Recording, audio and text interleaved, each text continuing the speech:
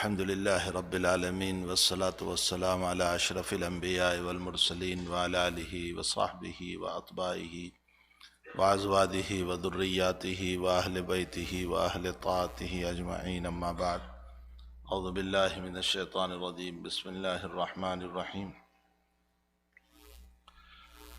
ويل لكل همزة لمزة الذي جمع مالا وعدده يحسب أن ماله أخلده كلا لينبذن في الحطمة وما أدراك ما الحطمة نار الله الموقدة التي تطلع على الأفئدة إنها عليهم موصدة في عمد ممددة صدق الله العظيم۔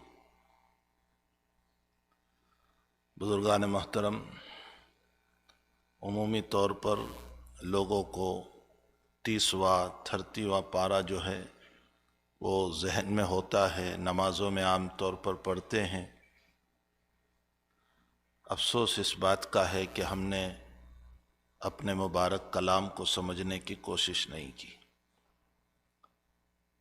یقیناً قرآن کریم کو صرف پڑھنا، تلاوت کرنا یہ بھی ثواب سے خالی نہیں ہے، اس پر بھی بہت بڑا اجر ہے، ثواب ہے۔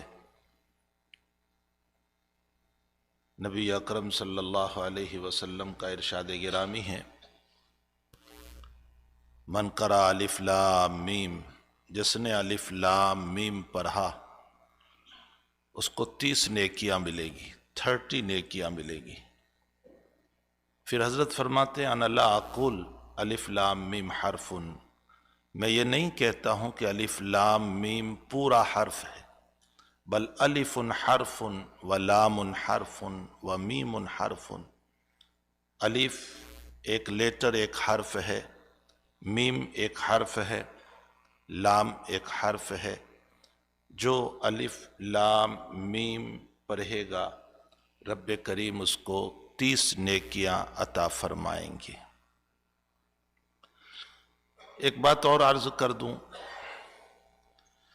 اس وقت میرا اور آپ کا ہمیشہ ذہن اسی بات کی طرف جاتا ہے کہ عبادتوں سے جو کچھ ملنے والا ہے وہ مؤجل ہے، ادھار ہے، قیامت میں ملے گا، جنت ہے، اللہ کی رضا ہے، یہ تو سارا آخرت میں ملے گا۔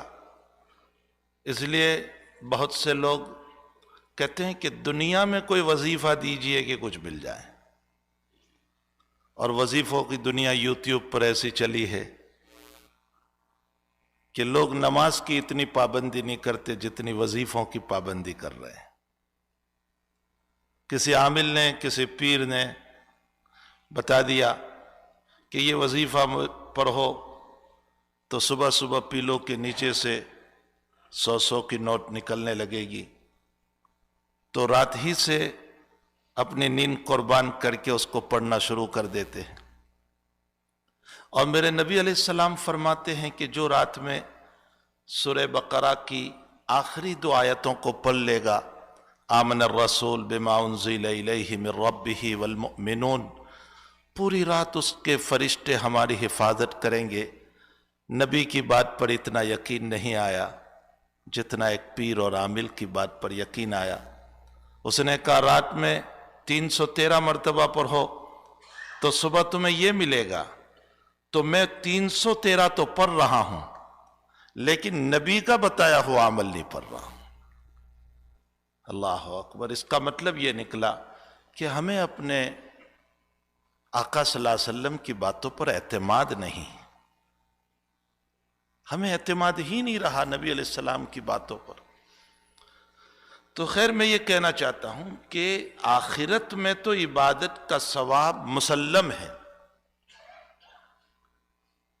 جنت بھی ہے، رضائے مولا بھی ہے، سب کچھ ہے، لیکن دنیا میں بھی ہے۔ آپ یہ نہ سمجھیں کہ عبادت کا ثواب دنیا میں نہیں ہے، دنیا میں بھی ہے۔ دنیا میں اللہ کیا ثواب، کیا بدلہ دیتا ہے عبادتوں کا؟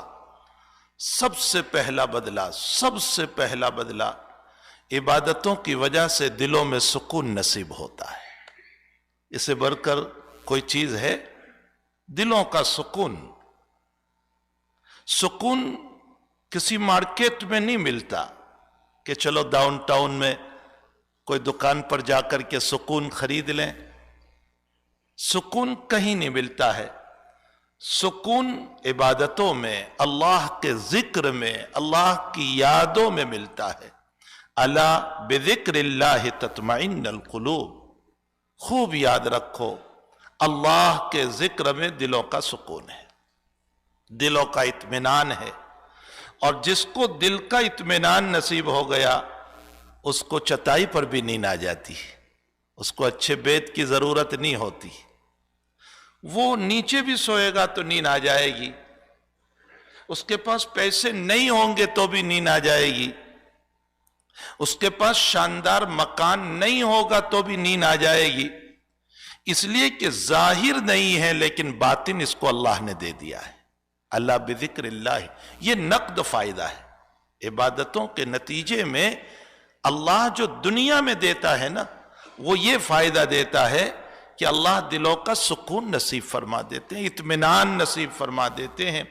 और ऐसा इत्मीनान कि सुफियान सौरी रहमतुल्लाह अलैह बहुत बड़े दर्जे के ताबिई है या तबे ताबिई है।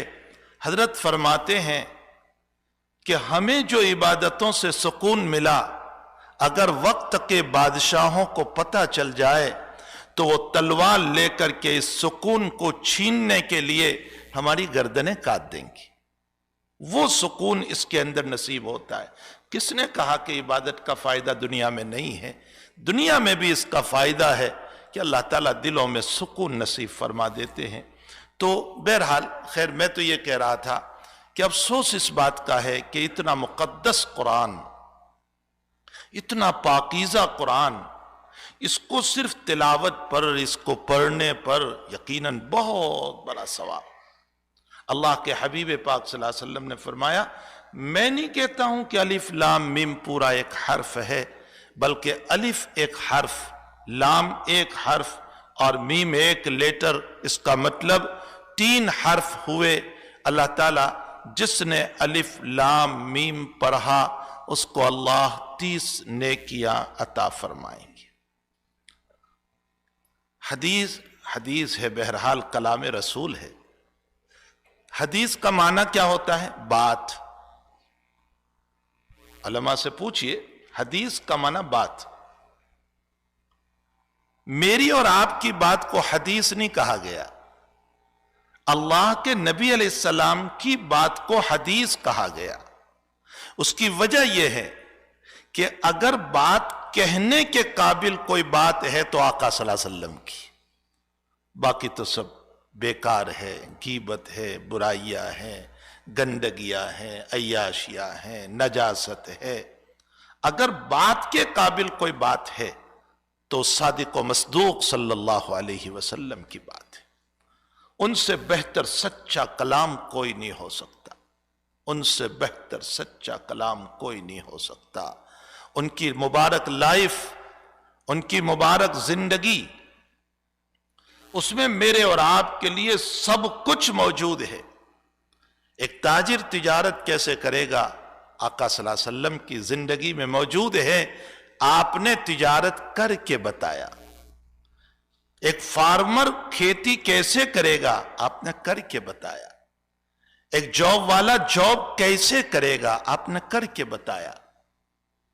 एक आदमी रहन और गिरवी कैसे रखेगा, आपने रख कर बताया। कोई आदमी कर्ज लेगा, उसके उसूल क्या होंगे, आपने कर्ज लिया और उस कर्ज के वक्त से पहले उसका तलब करने वाला यहूदी आया और बुरा भला कहने लगा। सहाबा ने फरमाया, हजरत इसको मारे हम। हजरत ने फरमाया, नहीं, इन्ना लिसाहिबिल हक़्क़ि मक़ाल, इसका पैसा बाकी है तो इसको बोलने का भी राइट है, इसको कुछ न कहा जाए। आपने कर्ज लेकर भी बताया, आपने कर्ज देकर भी बताया, आपने सुलह करा करके भी बताया, आपने माफ करा करके भी बताया, आपने इमाम बन करके भी बताया, आपने अपने सामने बिलाल को मुअज्जिन बना करके भी बताया, आपने अमीर बन करके भी बताया, आपने मामूर बन करके भी बताया, کوئی شعبہ، کوئی فیلڈ ایسی نہیں جس میں محمد الرسول اللہ صلی اللہ علیہ وسلم کا مبارک طریقہ میری اور آپ کی زندگی کے لیے موجود نہ ہو۔ قرآن نے ایسے ہی تھوڑے کہہ دیا لَقَدْ كَانَ لَكُمْ فِي رَسُولِ اللَّهِ أُسْوَةٌ حَسَنَةٌ، اسوہ بھی نہیں کہا، اسوۃ حسنہ، حسنہ کی قید برائی، اور اشارہ فرمایا بہترین سیمپل۔ اسوہ کا معنی سیمپل، نمونہ۔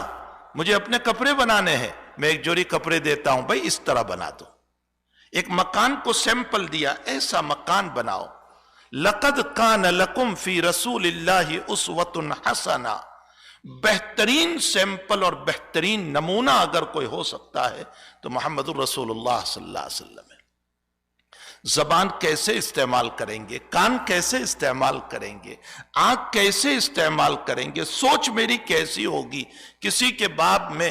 آپ نے ہر فیلڈ میں مجھے اور آپ کو بہترین زندگی عطا فرمائی ہے کہ، اور ساتھ ساتھ ہمیں یہ بھی بتایا کہ تیری پوری باڈی امانت ہے، ملکیت نہیں، امانت ہے۔ اگر ملکیت ہوتی تو میں کبھی نہ مرتا۔ امانت ہے، اسی لیے اللہ جب چاہتا ہے اٹھا لیتا ہے۔ یہ امانت ہے، اس امانت کو کیسے استعمال کرو گے؟ تو مالک نہیں ہو۔ اور ظاہر سی بات ہے کہ میں کوئی مشین خریدتا ہوں، میری کوئی فیکٹری ہو، تو میں کوئی مشین خریدتا ہوں تو اس مشین کو کیسے چلایا جائے، اس کے لیے کمپنی کا آدمی آئے گا، وہ بتائے گا مجھے کہ یہ مشین کیسے چلایا جائے گا۔ اور اگر میں نے سیکھے بغیر اس مشین کو چلا دیا، نتیجہ یہ ہوگا کہ فائر ہو جائے گا، مشین خراب ہو جائے گا، بگڑ جائے گا۔ اللہ نے فرمایا میں نے تجھے یہ پوری باڈی مشین دی ہے، اس مشین کو کیسے استعمال کرے گا، اس کو چلانے کے لیے انبیاء کرام ہیں اور آخری قری محمد الرسول اللہ صلی اللہ علیہ وسلم ہے۔ وہ تمہیں بتائیں گے کہ اس مشین کو کیسے استعمال کیا جائے، اس دماغ کو کیسے استعمال کرو گے، ان آنکھوں کو کیسے استعمال کرو گے۔ تو بہرحال حضور کی زندگی میں ہمارے لیے سب کچھ موجود ہے، شرط یہ ہے کہ ہم آقا صلی اللہ علیہ وسلم کی مبارک زندگی کو پڑھیں اور سوچیں اور سمجھیں، تو ہمارے لیے بہترین لائف ہے۔ بہت سے لوگ جو ہے نا بڑا بننے کے لیے، صدر بننے کے لیے کبھی انگریزوں کی زندگی کو پڑھتے ہیں، فلاں صدر، فلاں صدر، فلاں ایسا، فلاں ایسا۔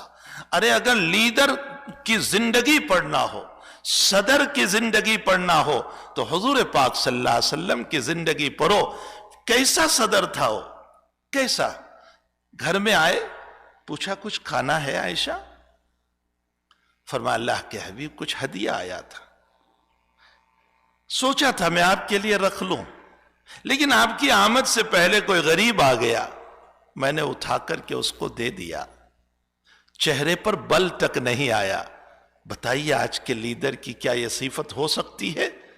اگر دنیا کے لیڈروں میں اور دنیا کے صدر میں اس کو تلاش کریں گے تو اس طرح کے واقعات پر اس کی پیشانی بل بھر جائے گی، غصے ہو جائے گا، اپنوں کی فکر نہیں کرتی اور دوسروں کی فکر کر رہی ہے، اور میرے آقا صلی اللہ تعالی علیہ وسلم کی پیشانی پر بل تک نہیں آیا۔ آگے سنیے اسی واقعے کو۔ حضرت عائشہ نے فرمایا تھوڑا سا حضرت میں نے باقی رکھا ہے، بچا کر رکھا ہے، تو وہ آپ کو، تو حضرت نے فوراً عائشہ کی تربیت فرمائی، فرمایا عائشہ باقی تو وہ ہے جو تو نے دے دیا، یہ جو ہے وہ تو فنا ہونے والا ہے۔ کیا فرمایا؟ باقی تو وہ ہے جو تو نے غریب کو دے دیا، وہ ہے باقی، اللہ کے وہاں رہنے والا۔ یہ تو ہم کھا لیں گے، پورا ہو جائے گا، پی لیں گے، ختم ہو جائے گا، یہ باقی نہیں ہے، باقی وہ ہے۔ یہ ہے کوئی صدر، کوئی لیڈر، کوئی بڑا؟ معلوم ہوتا ہے کہ ہمیں اپنی صدارت کے لیے، اپنے بڑے بننے کے لیے، اپنے قائد کے لیے، اپنے رہبر بننے کے لیے ہمیں حضور پاک صلی اللہ علیہ وسلم کی مبارک زندگی کو پڑھنا چاہیے۔ قدم قدم پر میری اور آپ کی رہنمائی فرماتے ہیں۔ خیر مجھے تو کچھ اور بات کرنا تھا، میں نے سورہ حمزۃ اللمزہ پڑھی ہے، مجھے تو اس پر ایک دو باتیں کہنا تھا۔ تو اللہ کے حبیب پاک صلی اللہ علیہ وسلم فرماتے میں نہیں کہتا کہ الف لام میم پورا حرف، بلکہ یہ 3 حرف ہے، 3 نیکی ملے گی۔ نبی علیہ السلام کی باتوں میں بڑے رموز ہے، بڑی گہرائی ہے، بڑی بصیرت کی باتیں ہیں۔ بخاری شریف کتاب العلم کی روایت ہے، مثلی ومثل ما بعثنی اللہ بالعلم والہدی کمثل الغیث الکثیر۔ میں نبی کی باتوں کی گہرائی بتا رہا ہوں۔ پڑھو میرے بھائیو، ہر وقت کمانے میں اپنا وقت نہ لگاؤ، کچھ اللہ کو بھی پڑھو، کچھ نبی کو بھی پڑھو، کچھ ان کو بھی سمجھو کہ میرا قرآن مجھ کو کیا کہہ رہا ہے، میرے آقا صلی اللہ علیہ وسلم مجھ کو کیا کہہ رہے ہیں۔ حضرت فرماتے مثلی ومثل ما بعثنی اللہ بالعلم والہدی کمثل الغیث الکثیر، میں جس علم و ہدایت کو لے کر آیا ہوں اس کی مثال بارش کے پانی کی طرح ہے۔ حضرت نے اپنے لائے ہوئے علوم، ہدایت، اس کی مثال بارش سے دی۔ اشارہ فرمائے اس بات کی طرف، بارش کے ذریعے سے، رین کے ذریعے سے مردہ زمین زندہ ہوتی ہے، میرے لائے ہوئے علم سے مردہ قلوب زندہ ہو جائیں گی۔ کتنی بہترین بات آپ فرما رہے ہیں۔ جیسے رین اور بارش سے مردہ زمین زندہ ہوتی ہے، اسی طرح میرے علم و ہدایت والی باتوں سے مردہ دل زندہ ہو جائیں گے۔ حضرت نے یہاں ایک بات اور سمجھا دو، بہت سے لوگ یوں کہتے رہتے ہیں ہم تو کنواں ہے، پیاسوں کو چاہیے کہ ہمارے پاس آئے۔ یہ غلط ہے۔ اللہ کے حبیب نے کہیں اپنی مثال کنووں سے نہیں دی، اپنے آپ کو رین اور بارش سے مثال دے کر فرمایا بارش امیر کے وہاں بھی برستی ہے، غریب کے وہاں بھی، اپنوں کے وہاں بھی، پرایوں کے وہاں بھی، دوست کے وہاں بھی، دشمن کے وہاں بھی۔ اشارہ کیا کہ اگر علم ہے، تمہیں دین کی بات بتانا ہے، تبلیغ کرنا ہے، تو کنواں بن کے مت بیٹھو، بارش بن کے ہر جگہ برسنے والے بنو۔ آپ کی باتوں میں ایک ایک رمز ہے، اشارات ہے۔ اور ہمارے حضرت جی مولانا یوسف صاحب رحمۃ اللہ علیہ نے تو ایک بڑی پیاری اسی حدیث شریف پر بہترین بات فرمائی۔ ہمارے حضرت جی مولانا یوسف صاحب رحمۃ اللہ علیہ اس حدیث کو سمجھاتے ہوئے یوں فرماتے تھے کہ اللہ کے حبیب پاک صلی اللہ علیہ وسلم نے پانی سے مثال دے کر اشارہ کیا کہ تم دنیا بھر کی چیزوں کو پی لو، لیکن پیاس تو پانی ہی سے بجھتی ہے۔ کولڈ ڈرنک پی لی، کہتے پانی لاؤ، کوک پیا، کہتے پانی لاؤ، آئس کریم کھائی، کہتے پانی لاؤ۔ ارے بھائی ابھی تو آپ نے کولڈ ڈرنک پی اور پانی مانگ رہے، کوک پیا پانی مانگ رہے۔ ہمارا جواب ہوتا ہے بھائی پیاس تو پانی سے بجھتی ہے۔ حضرت مولانا یوسف صاحب رحمۃ اللہ علیہ فرماتے ہیں کہ ساری دنیا کی چیزیں کھا لو پی لو، پیاس پانی ہی سے بجھتی ہے۔ تم ساری دنیا کے علوم حاصل کر کے سائنس کے اعلیٰ مقام پر پہنچ جاؤ اور ٹیکنالوجی کے اعلیٰ مقام پر پہنچ جاؤ اور لائر اور ڈاکٹر بن جاؤ اور بیرسٹر بن جاؤ اور جو چاہے بن جاؤ، لیکن تمہارے دل کی پیاس تو اللہ کے نبی کے علم ہی سے بجھنے والی ہے، اس کے بغیر نہیں بجھ سکتی ہے۔ اللہ کے نبی کا علم وہ ہے قرآن و حدیث، اس کو سمجھنا چاہیے۔ امام غزالی رحمت اللہ علیہ فرماتے ہیں کہ اللہ تعالیٰ نے ایک خط بھیجا ہے اپنے بندوں کے نام، قرآن کریم ایک خط ہے اپنے بندوں کے نام پر، اس خط کو سمجھنا چاہیے، ہمیں اس کو سمجھنا چاہیے، اس کو پڑھنا چاہیے۔ تو اللہ کے حبیب پاک صلی اللہ علیہ وسلم نے الف لام میم کی مثال دی، جس کا معنی کچھ نہیں ہوتا ہے۔ ان مفتی صاحب سے، علماء سے پوچھئے الف لام میم کا کیا معنی؟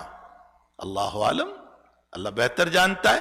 نبی علیہ السلام نے الف لام میم کی مثال دے کر اشارہ فرمایا اس بات کی طرف کہ بغیر سمجھے ہوئے قرآن پڑھو گے تو بھی ثواب ضرور ملے گا، ثواب سے خالی نہیں ہے، لیکن قرآن کو سمجھنا بھی چاہیے۔ ایک تلاوت ہے، پھر اس کو سمجھنا۔ ہم روزانہ الحمد شریف پڑھتے ہیں، روزانہ ناس فلق پڑھ رہے ہیں، روزانہ علم تر الہ پڑھ رہے ہیں، والضحیٰ علم نشرح پڑھ رہے ہیں، لیکن معنی کیا ہے ہمیں نہیں پتا، اسی لیے ہمیں نماز میں لذت نہیں آتی۔ تو میں نے انہی صورتوں میں سے ایک صورت کو منتخب کیا، میں مختصر اس کا ترجمہ کر دوں جو میری اور آپ کی اصلاح کے لیے بہت کافی و شافی ہے، مجھے اپنی طرف سے کچھ بھی کہنے کی ضرورت نہیں۔ اسی صورت کا ترجمہ ہمیں ڈرانے والا ہے۔ اللہ فرماتے ہیں ویل، ہلاکت ہے، اور بعض مفسرین فرماتے ہیں کہ ویل جہنم کا ایک طبقہ ہے، ایک جگہ ہے، اور وہ اتنی خطرناک جگہ ہے کہ جہنم خود اس سے پناہ مانگتی. اتنی خطرناک وہ جگہ کہ جہنم خود اس سے پناہ مانگتی. ویل لکل ہمزۃ لمزہ. ہمزہ اور لمزہ کیا ہے؟ ہمزہ کا معنی ہوتا ہے لعن طعن کرنے والا، لمزہ کا معنی غیبت کرنے والا. ہلاکت ہے، بربادی ہے کن کے لیے؟ جو ایک دوسرے پر لعن طعن الزام لگاتے ہیں اور غیبت کرتے ہیں. میری اور آپ کی زندگی اس میں ملوث ہے یا نہیں؟ کسی کو کچھ کہنے کی ضرورت نہیں. میں بھی ہوں، آپ بھی. ہماری زندگیاں اس میں لگی ہوئی ہے. ہم الزام میں لگے ہوئے، ہم غیبتوں میں لگے ہوئے. ویل لکل ہمزۃ لمزہ. کون؟ الذی جمع مالا وعددا. جنہوں نے مال جمع کیا اور اس کو گنتے رہے، یعنی مال پر پراؤد تھا، غرور تھا، اور اس پراؤد اور غرور کے ساتھ لوگوں کی غیبتوں میں مبتلا تھے، الزام میں مبتلا تھے. الذی جمع مالا وعددا یحسب ان مالہ اخلدا. کیا وہ یہ سمجھتا ہے؟ اگرچہ یہ سورت مکہ کے 2 آدمیوں کے باب میں نازل ہوئی تھی، لیکن یاد رکھو قرآن کسی فرد کے لیے نہیں ہے، قیامت تک کے لیے، میری اور آپ سب کے لیے. یحسب ان مالہ اخلدا. وہ یہ سمجھ رہا ہے کہ میرا مال ہمیشہ رہے گا. ان مالہ اخلدا، میرا مال ہمیشہ رہے گا. اللہ جواب دے رہا ہے کلا، ہرگز نہیں، ہرگز نہیں، ہرگز نہیں. یا تو کھلونا ہم لے لیں گے یا کھیلنے والے کو ہم لے لیں گے. مثال سمجھ میں آئی؟ یا تو بچے سے ٹوائز لے لیتے ہیں یا کھیلنے والے بچے ہی کو اٹھا لیتے ہیں. اللہ اشارہ کر رہا ہے یا تو دولت میں چھین کر کل کو غریب بنا دوں گا، یا دولت تو رہ جائے گی، تجھے ہی اٹھا لوں گا. یحسب ان مالہ اخلدا کلا، ہرگز نہیں. میں صرف ترجمہ کرتا ہوں. اب ہر آدمی اس صورت پر اپنے آپ کو فٹ کر لے. لَيُنبَذَنَّ فِي الْحُطَمَةِ، ہم ضرور اس کو داخل کریں گے. تاکید کا صیغہ اللہ نے استعمال کیا ہے اور بہت سخت تاکید. لَيُنبَذَنَّ فِي الْحُطَمَةِ، حطمہ میں لے جائیں گے. پھر اللہ کے حبیب پاک صلی اللہ علیہ وسلم سے اللہ پوچھ رہے ہیں وَمَا أَدْرَاكَ مَا الْحُطَمَةِ، میرے محبوب تم کو معلوم بھی ہے حطمہ کیا ہے؟ حطمہ کیا چیز ہے؟ اب اللہ جواب دے رہے ہیں نار اللہ الموقدہ، اللہ کی بھڑکائی ہوئی آگ ہے. ایک تیری بھڑکائی ہوئی آگ ہے انسان، وہ تھوڑی دیر میں بجھ جائے گی، 1 دن 2 دن 10 دن 25 دن. اور ایک میری جلائی ہوئی آگ جو کبھی بجھے گی نہیں. نار اللہ، اس لیے اللہ نے اس آگ، اس فائر کی نسبت اپنی طرف کی. نار اللہ الموقدہ التی تطلع علی الافئدہ. یہ الزام لگانے والوں کے لیے، یہ غیبت کرنے والوں کے لیے یہ عذاب اللہ بیان کر رہا ہے. نار اللہ الموقدہ التی تطلع علی الافئدہ. یہ جہنم کی آگ کیسی ہوگی؟ حطمہ کی، باڈی کو جلاتی ہوئی تیرے قلب اور ہارٹ اور دل تک پہنچ جائے گی. نار اللہ الموقدہ التی تطلع علی الافئدہ. افئدہ کا معنی دل، تطلع علی الافئدہ. دنیا میں باڈی جل جاتی ہے، انسان مر جاتا ہے، وہاں دل کو جلا کر بھی انسان مرے گا نہیں. تطلع علی الافئدہ انہا علیہم موصدہ فی عمد ممددہ.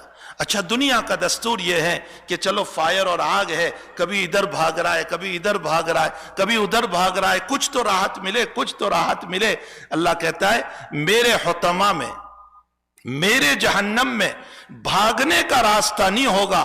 میں نے اندر میں ستون قائم کیے ہیں، تھمبے قائم کیے ہیں، ان ستونوں سے تجھے باندھ دوں گا. انہا علیہم موصدہ فی عمد ممددہ، لگے ہوئے ستونوں سے میں تجھے باندھ دوں گا. تو نہ موت آئے گی تیری، نہ بھاگنے کا راستہ ہوگا، نہ کوئی اور طریق تیرے لیے ہوگا. میرے بندے، کیوں تو اس عمل میں مبتلا ہوا ہے جو عمل تجھے جہنم تک پہنچانے والا ہے۔ اللہ اس عظیم المرتبت صورت کے اندر میری اور آپ کی تربیت کرتے ہوئے مجھے اور آپ کو اس کی فیکٹری کے بنے ہوئے مال کو سجانے اور بنانے کی کوشش کر رہا ہے اور کہہ رہا ہے میرے بندے تو ان گناہوں میں، غیبتوں میں، الزام میں مبتلا نہ ہو، میرا عذاب تو سن لے۔ اور دوسری طرف ایک آیت میں اور بیان کر دیا ما یفعل اللہ بعذابکم ان شکرتم وآمنتم وکان اللہ شاکرا علیما۔ ما یفعل اللہ، بڑا پیار اللہ بتا رہا ہے میرے بندے میں تجھے عذاب دے کر کیا کروں گا، میں نے تجھے عذاب کے لیے نہیں پیدا کیا۔ ما یفعل اللہ بعذابکم ان شکرتم وآمنتم، اگر تو میرا شکر گزار بندہ بن جائے، میرا مطیع، میرا فرما بردار، میرا ایمان والا بندہ بن جائے۔ ما یفعل اللہ بعذابکم ان شکرتم وآمنتم وکان اللہ شاکرا علیما۔ اللہ بڑا شاکر بھی ہے، جاننے والا بھی ہے۔ شاکر کا معنی عام مفسرین ترجمہ فرماتے ہیں اللہ بدلہ دے گا، ثواب دے گا، اور بعض صوفیہ فرماتے ہیں ارے اللہ تیرا شکر ادا کرے گا۔ او مخلوق، خالق تیرا شکر ادا کرے گا کہ میرے بندے تو مبارک زندگی لے کر آیا، تو پیاری زندگی لے کر آیا۔ میرے بھائیوں اپنی زندگی کو پیاری بناؤ، کل کو رب کریم کے حضور جانا ہے، وہ بولو جو ثابت کر سکو اس رب کے دربار میں، اور جو ثابت نہ کر سکو اسے نہ بولو، اس لیے کہ ہمارے پاس کوئی گواہ قیامت میں نہیں ہوگا۔ اللہ اس صورت پر عمل کرتے ہوئے ان برائیوں سے بچنے کی ہم سب کو توفیق عطا فرمائے۔ وصلی اللہ علی النبی الکریم برحمتک یا ارحم الراحمین۔